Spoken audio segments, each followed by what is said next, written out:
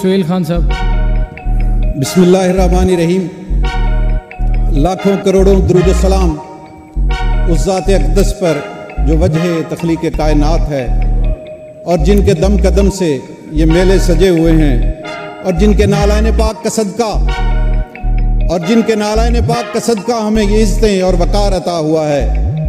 और मदद हासिल रहती है मुझे हर घड़ी शाहे मदीना की, मदद हासिल रहती है मुझे हर घड़ी शाहे मदीना की। मेरी बिगड़ी बनाता है मोहम्मद नाम ऐसा है, मोहम्मद नाम ऐसा है। जनाब स्पीकर, मैं इससे पहले कि मैं अपनी हुकूमत, अपनी कायद और अपने वज़ीर ख़जाना को खिराज तहसीन पेश करूं कि उन्होंने जो बजट, जो पंजाब की आवाम को रिलीफ देने का जो बजट पेश किया है, उसकी मिसाल माजी में नहीं मिलती। मैं इससे पहले कि जय जयकार और ये वाह वाह करूं कि आज पाकिस्तान मुस्लिम लीग नून की हुकूमत ने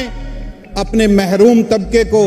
रिलीफ देने का जो एजेंडा बनाया और उस पर इम्प्लीमेंट की तरफ जाना चाह रही है, मैं इससे पहले कि ये खराज तहसीन पेश करूं कि हमने अपने मजलूम तबके की आवाज़ बनने की कोशिश की है, मैं इससे पहले कि अपनी टीम को ये खराज तहसीन पेश करूं कि हमने अपने किसान को रिलीफ देने की कोशिश की है, मैं इससे पहले कि ये खराज तहसीन पेश करने की तरफ जाऊं कि आज पाकिस्तान मुस्लिम लीग नून ने पिछले 4 सालों की महरूमियों को दूर करने के लिए एक इनकलाबी एजेंडा दिया है। मैं इससे पहले कि इस बहस में पढ़ूं कि आपने पाकिस्तान के लिए क्या किया है, मैं इससे पहले कि ये जय जयकार और ये वाह वाह करूं और आपको ये बताने की कोशिश करूं कि मेरे कायद नवाज शरीफ ने जब पहली बार वजीर खजाना का कलमदान संभाला तो उन्होंने क्या इकदामात किए। मैं इससे पहले कि ये बात करूं कि मेरे कायद मियां नवाज शरीफ ने जब पंजाब की बागडोर अपने हाथ में ली तो वो पंजाब को लेकर कहां गया। मैं इससे पहले कि ये बात करूं कि जब शहबाज शरीफ ने पंजाब की बागडोर अपने हाथ में संभाली तो पंजाब का हाल क्या था। मैं इससे पहले कि ये बात करूं कि जब पाकिस्तान मुस्लिम लीग नून ने पंजाब को और पाकिस्तान को एशिया का टाइगर बनाने की बात की तो उस वक्त ये सियासी बेबहरा लोग कहां पर थे। मैं ये सारी बहस करने से पहले अपोजिशन को आज ये बताना चाहता हूं कि कल कायदे ऐवान ने इस ऐवान में जब पाकिस्तान की और पंजाब की आवाम को रिलीफ देने के एजेंडे पर बात करने की कोशिश की तो उनका एजेंडा यह था कि कायदे ऐवान उसका इस ऐवान में बात नहीं कर सकती। तो आज मैं ये बता देना चाहता हूं कि हमारी कायद इस ऐवान में बात नहीं कर सकती तो हम इन कल के अंधों को भी इस ऐवान में बात करने का मौका नहीं देंगे, नहीं देंगे, नहीं देंगे। मुझे हैरानगी हो रही है और मुझे एक शायर का शेर भी याद आ रहा है कि ये 4 साल इनको जो दस्तार बख्शी इस आवाम ने और ये जिस मैंडेट की आज बात करने के लिए यहां पर आए हैं तो शायर कहता है कि ऐ कास्मे अशिया तेरी तकसीम अजब है, ऐ कास्मे अशिया तेरी तकसीम अजब है, दस्तार उन्हें बख्शी है जो सर ही नहीं रखते। मैं ये पूछना चाहता हूं कि आज जब आपके 4 सालों की महरूमियों को दूर करने के लिए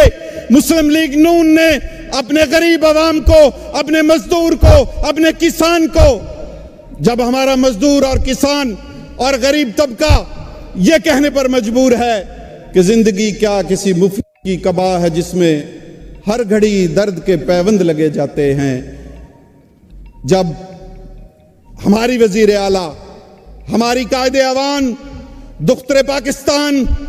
मोहतरमा मरियम नवाज शरीफ जब इस पिछड़े तबके की बात करने लगती है तो आप उसकी आवाज को दबाना चाहते हैं और शोर और गलोच के कल्चर को फरोग देने के लिए मैं आज ये बता देना चाहता हूं कि हम ऐसा नहीं होने देंगे। हम पाकिस्तान मुस्लिम लीग नून के प्लेटफॉर्म से हमारे कायद मियां नवाज शरीफ के एजेंडे को लेकर पाकिस्तान के और पंजाब के महरूम तबके की न सिर्फ आवाज बनेंगे बल्कि हम उस महरूम तबके को वो रिलीफ देकर रहेंगे और दुनिया देखेगी कि पाकिस्तान मुस्लिम लीग ने जो ये बजट पेश किया है अभी आप उसके समरात अभी आप उसके असरात इस मुआशरे में डिलीवर होने दें। सिर्फ हमारी कायदे ऐवान की आवाज को अपने शोर शराबे में दबाने से ये एजेंडा नहीं रुकेगा। ये एजेंडा अवाम का एजेंडा है, ये एजेंडा गरीब का एजेंडा है, ये एजेंडा किसान का एजेंडा है और ये एजेंडा पंजाब की आवाम को रिलीफ देकर ही रुकेगा। और ये जो कारवां मियां नवाज शरीफ मियां नवाज शरीफ लेकर चला, ये जो कारवां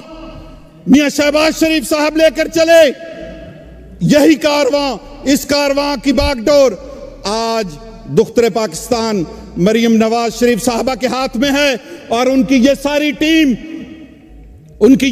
टीम उनके हाथ मजबूत करने के लिए, उनके इस एजेंडे को पाया तकमील तक पहुंचाने के लिए सफ आ रहा है। और आपको ये इस रिलीफ के एजेंडे के सामने, आपके मजमूम अज़ाइम के सामने ये शीशा पिलाई हुई दीवार की तरह खड़ी हुई नजर आएगी। मैं अपनी इन गुजारिशात को एक रुबाई में समेट कर इजाजत चाहूंगा कि हम सच की बातें करते हैं, हम सच की बातें करते हैं, हम झूठ से नफरत करते हैं, हम इखलास से खाली दुनिया में जब इखलास की बातें करते हैं तो लोग कहें दीवाना हमें। हाँ कह दो हम दीवाने हैं, हाँ कह दो हम दीवाने हैं। हम नफरत दिए बुझाते हैं,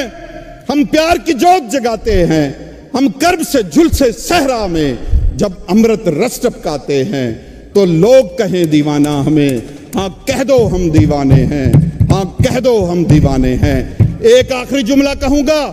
कि आपने अगर मुकाबला करना है तो आओ हमारी कारकर्दगी के साथ मुकाबला करो। आपने अगर मुकाबला करना है, जिस तरह कायदे ऐवान ने अपनी पहली तकरीर में कहा कि मेरा मुकाबला किसी अपोजिशन से नहीं है, किसी जमात से मेरा मुकाबला नहीं है, मेरी कायद ने उस दिन अपना पूरा एजेंडा सिर्फ एक जुमले में बताया। कायदे ऐवान ने कहा कि मेरा मुकाबला मेरी अपनी जमात की कारकर्दगी से है। हमने कारकर्दगी की बात करनी है, आपने मुकाबला करना है तो आओ कारकर्दगी की बुनियाद पर मुकाबला करो, आओ तरक्की के एजेंडे की बुनियाद पर मुकाबला करो। अगर आप शोर शराबे से मुकाबला करना चाहते हैं तो आज आपने देख लिया, हम आपको 4 माह से आपके इस गैर जमहूरी रवैये को बर्दाश्त कर रहे थे। आप तो 4 मिनट के लिए हमारा यह रवैया बर्दाश्त नहीं कर सके। मैं फिर कहूंगा कि आओ तरक्की और कारकर्दगी के बुनियाद पर हमारा मुकाबला करो। अगर आपका यही रवैया रहा तो हम फिर आपको बताएंगे कि शोर शराबे और गाली गलौज की सियासत क्या होती है। हमें यह सब कुछ भी करके दिखाना आता है, हम ये सब कुछ आपको करके दिखाएंगे। और मैं अपने इस ऐवान को और स्पेशली स्पीकर साहब को खराज तहसीन पेश करना चाहता हूं कि जिस बुर्दबारी, जिस तहम्मुल और जिस वल्वले के साथ उन्होंने इनको बर्दाश्त किया और उनको यह मैसेज दिया कि यहां पर आइन की पासदारी होगी, यहां पर कानून की पासदारी होगी। आप यहां पर बैठकर पार्लिमानी गुफ्तगू करें, आप यहां पर बैठकर गरीब आवाम के और रिलीफ देने की बात करें तो खुश आमदीद। अगर आप यहां पर बैठकर गाली गलोच और शोर शराबे की सियासत करना चाहते हैं तो हम आपको ये नहीं करने देंगे, हम आपको ये नहीं करने देंगे। वमा अलैना इल्लल बलाग।